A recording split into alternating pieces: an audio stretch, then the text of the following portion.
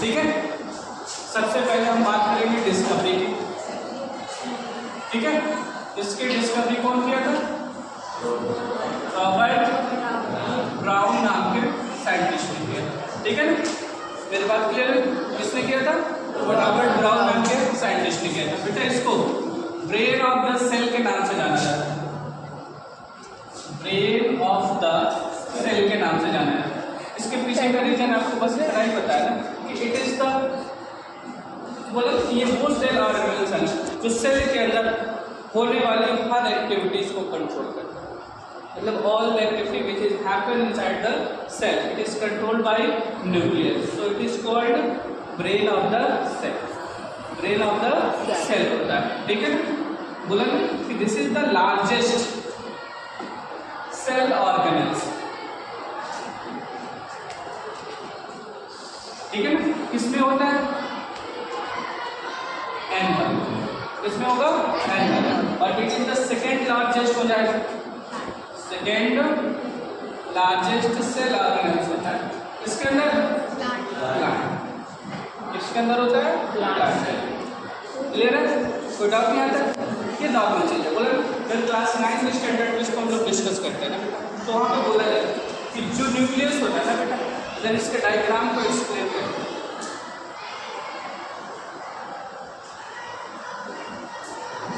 ठीक है, ये डबल मेम्ब्रेन सेल ऑर्गेनेल्स होता है।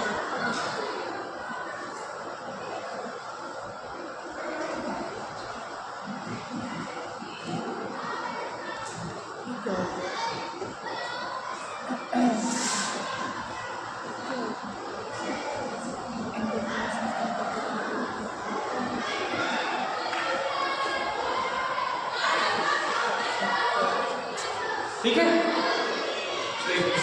this one is called outer membrane and this one is called inner membrane। ठीक है ना, मैंने बोला आउटर मेम्ब्रेन का फोल्डिंग होता है, आउटसाइड फोल्डिंग होता है। इससे बेटा एंडोप्लाज्मिक रेटिकुलम में क्या होता था? डेवलपमेंट होता है। क्लियर है ना? बोला इस न्यूक्लियस के अंदर, इस न्यूक्लियस के अंदर एक डार्क बॉडीज हमको देखने को मिलती है, डार्क बॉडीज देखने को मिलती है। This is called nucleolus. क्या बोला गया था? न्यूक्लियोलस बोला गया। ठीक है ना, इसके अंदर बेटा साइटोप्लाज्म होता है। क्या होता है? साइटोप्लाज्म होता है। साइटोप्लाज्म को क्या बोला गया? न्यूक्लियोप्लाज्म। क्या बोला गया? न्यूक्लियोप्लाज्म। और इसके अंदर बेटा ऐसे हेड लाइन स्ट्रक्चर होता है, जिसको हमने क्या बोला? क्रोमैटिन फाइबर्स के नाम से जाना। ठीक है ना, सबके बारे में मैंने बोला था बेटा कि एनवेलप, इसका क्या है? एनवेलप। ठीक है ना, तो इसका शेप को डिफाइन करता है। इसको डिफाइन करता है, शेप को डिफाइन करता है, साथ ही साथ एंडोप्लाज्मिक रेटिकुलम का भी क्या करता है? डेवलपमेंट करता है। एंडोप्लाज्मिक रेटिकुलम का डेवलपमेंट करता है। जो न्यूक्लियोलस होता है it is the organ, the cell organ which is responsible for development of ribosome, so it is called factory of ribosome. Factory of ribosome हो जाता है। न्यूक्लियोप्लाज्म क्या बेटा? It is the cytoplasm of nucleus, और cytoplasm of nucleus is that means they have reserve food material. इसके अंदर क्या होगी? रिजर्व फूड मटेरियल होगी and it also responsible for metabolic activities. तो मेटाबॉलिक एक्टिविटीज में भी क्या होगी? रिस्पांसिबल मानी जाएगी। ठीक है ना, लास्ट हमारा होता है बेटा क्रोमैटिन फाइबर। क्या होता है? Chromatin fibre this is the genetic material. ये क्या है? Genetic material. एक पॉइंट इसका छोटा है बेटा, दिस इज कॉल्ड न्यूक्लियोपोर। ठीक है ना, and this is the organ by which cytoplasm exchange to nucleoplasm. बोला कि किसी के रास्ते बेटा रिजर्व फूड मटेरियल का बेटा साइटोप्लाज्म से न्यूक्लियोप्लाज्म में आता है, और न्यूक्लियोप्लाज्म से जो बेस्ट प्रोडक्ट होता है ना वो साइटोप्लाज्म है। ठीक है ना, लेकिन अगर क्लास 11 स्टैंडर्ड की बात करें, इसकी बात करें क्लास 11 स्टैंडर्ड की बात करते हैं बेटा, तो यहाँ पर इस चीज़ का डिस्कशन किया गया है कि जो हमारा क्रोमैटिन फाइबर है, जो हमारा क्रोमैटिन फाइबर है, क्रोमैटिन फाइबर है, बोला ना कि अगर हम इसको जूम करके वॉच करते हैं बेटा, इसी को हम लोग क्रोमोसोम बोलते हैं। क्या बोलते हैं? क्रोमोसोम बोलते हैं। और एक क्रोमोसोम का अगर स्ट्रक्चर देखिएगा तो जस्ट लाइक दैट, एक स्ट्रक्चर आता है, ठीक है ना, इसको हम लोग क्रोमैटिड आर्म के नाम से जानते हैं, इसके नाम से जानते हैं chromatid arm. And this one is called centromere. क्या बोला गया? सेंट्रोमियर। कोई इसी को क्या बोल देता है? काइनेटोकोर। काइनेटोकोर बेटा इसके बिहाफ पे पूरे क्रोमोसोम को बेटा 4 पार्ट में डिफरेंशिएट करते हैं। 4 पार्ट में क्या करते हैं? डिफरेंशिएट करते हैं। पहला होता है मेटासेंट्रिक, दूसरा होगा सब मेटासेंट्रिक,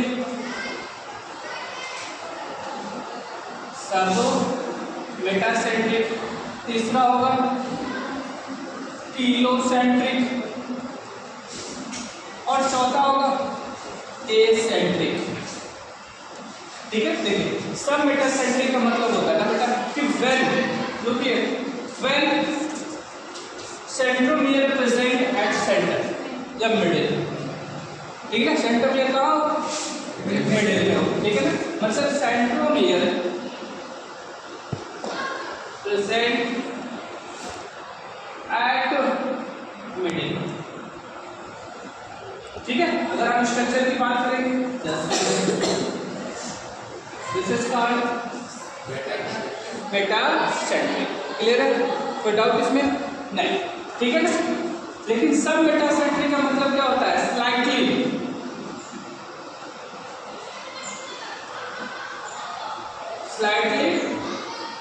अप या डाउन फ्रॉम मिडिल। जो मिडिल से क्या हो, थोड़ा सा ऊपर या थोड़ा सा नीचे हो, उसी को क्या बोलेंगे? सब मेटासेंट्रिक। ठीक है ना, डायग्राम जो होता है देखिए ये हमारा जस्ट लाइक दैट। अब एक आर्म बड़ा होगा और एक आर्म छोटा होगा, समझ में आ रहा है? एक आर्म बड़ा और एक आर्म छोटा होगा, दैट इज कॉल्ड सब मेटासेंट्रिक। क्या बोला जाएगा? सब मेटासेंट्रिक। ठीक है ना, बोला ना कि when centromere found at top, कहाँ पाया जाए? टॉप में पाया जाए, दैट इज कॉल्ड टीलोसेंट्रिक। ठीक है, मतलब ये हमारा सेंट्रोमियर है, ये थोड़ा सा इधर आर्म।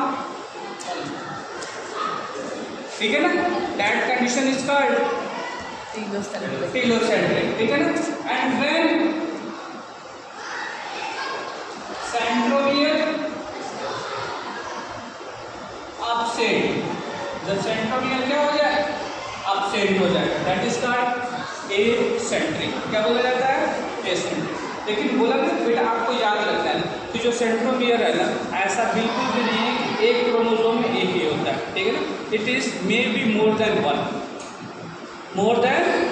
कभी कभी ऐसा होता है बेटा ना कि वो एक से ज़्यादा हो जाता है। जब एक से ज़्यादा हो जाएंगे ना बेटा, जब एक ही क्रोमोसोम है तो ये हमारा क्रोमोसोम है, सपोज करो अगर यहाँ पे भी एक सेंट्रोमियर आपको देखने को मिल गया, एक सेंट्रोमियर यहाँ पे भी देखने को मिल गया, तो that position is called secondary contraction.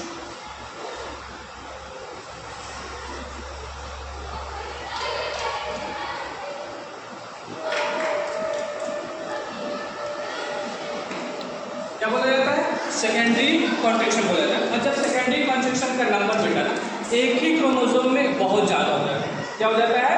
बहुत ज़्यादा हो जाता है बेटा। तो ऐसे क्रोमोसोम को ना हम लोग सैटेलाइट क्रोमोसोम या सैटेलाइट डीएनए के नाम से, इसके नाम से सैटेलाइट क्रोमोसोम या सैटेलाइट डीएनए के नाम से जाना जाता है। ठीक है ना, जैसे ये हमारा सेंट्रोमियर है, तो सेंट्रोमियर है, बार बार ये डिवाइड कर रहा है बेटा ना, जस्ट लाइक दैट, ऐसे बार बार डिवाइड कर रहा है। ठीक है ना, अब ये इसका क्या है?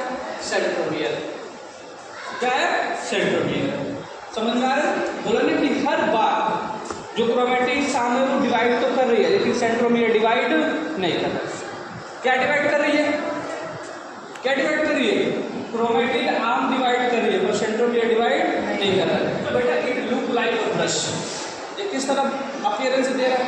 एक ब्रश के जैसे अपीयरेंस दे रहा है। तो बेटा इसको हम लोग बोलते हैं लैम्प ब्रश क्रोमोसोम। क्या बोलते हैं? लैम्ब्रस क्रोमोसोम के नाम से जाना जाता है एंड इट इज बेटा सीन बाय बल्बियानी साइंटिस्ट।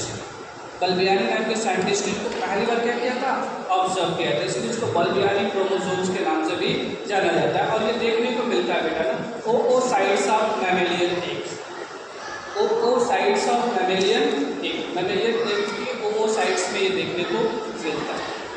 क्लियर है ना मेरी बात, ठीक है। तो ये हमारा सैटेलाइट हो जाता है, क्या हो जाता है, सैटेलाइट, ठीक है। सैटेलाइट नंबर ऑफ कंस्ट्रक्शन बहुत ज़्यादा होता है, it look like a brush that is called lampbrush chromosome, ठीक है ना। और लैम्ब्रस क्रोमोसोम को सबसे पहले बल्बियानी नाम के साइंटिस्ट ने ऑब्जर्व किया, इसलिए इसको बल्बियानी क्रोमोसोम के नाम से भी जाना जाता है। मतलब it is a type of disorder, एक तरीके का क्या है, डिसऑर्डर माना जाता है, जैसे नॉट ए नॉर्मल, ये क्या हो जाता है, डिसऑर्डर हो जाता है, ठीक है ना। तो फिनोमेना समझ में आ गया कि किसी भी न्यूक्लियस को अगर हम लोग सही ढंग से स्टडी करते हैं तो एक्चुअली में उसके 5 कंपोनेंट होते हैं। कितने कंपोनेंट, 5 कंपोनेंट। पहला एक इन्वेलप होता है जिसको हम लोग न्यूक्लियर इन्वेलप बोलते हैं, दूसरा न्यूक्लियोफोर, तीसरा न्यूक्लियोप्लास्ट, चौथा न्यूक्लियोलस और लास्ट हमारा क्या होता है, क्रोमेटिन फाइबर। ये सब तो हमारा नॉर्मल है, मेन हमारा क्या है, क्रोमेटिन फाइबर बोला। क्रोमेटिन फाइबर को अगर हम जूम करके स्टडी करते हैं ना बेटा, तो दैट इज अ क्रोमोसोम। अगर क्रोमोसोम है, क्या बोला, क्रोमोसोम है, ठीक है ना। तो क्रोमोसोम को डिटेल स्टडी क्या है, इसका डीएनए, यही तो हमारा डीएनए बना